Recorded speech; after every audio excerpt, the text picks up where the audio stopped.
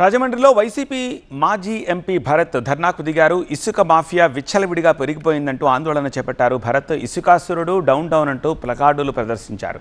రోజుకు 600 లారీల ఇసుక అక్రమంగా తరలిస్తూ ఎమ్మెల్యేలు సొమ్ము చేసుకుంటున్నారంటూ ఆరోపణలు చేశారు.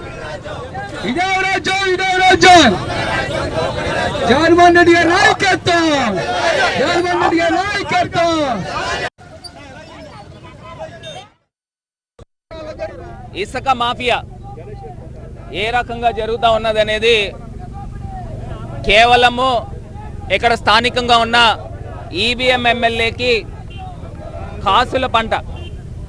ఇవాళ స్థానికంగా ఈవీఎం ఎమ్మెల్యే, అటుపక్కనేమో రూరల్ ఎమ్మెల్యే, వీళ్ళిద్దరూ కూడా పంచుకున్నారు.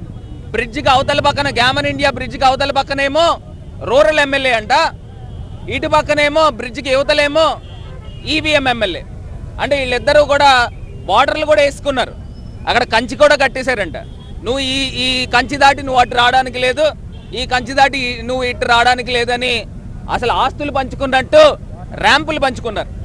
ఇవాళ రోజుకి 500-600 లారీలు వేసుకుంటే సుమారుగా రోజుకి ఒక్కొక్క లారీ 6,000 రూపాయలు చొప్పున మనం రేటు కడితే ఎన్ని లక్షల రూపాయలు ఈవీఎం జేబులోకి వెళ్తున్నాయి. సార్, ప్రజలను ఆలోచన చేయమని కోరుతా ఉన్నా.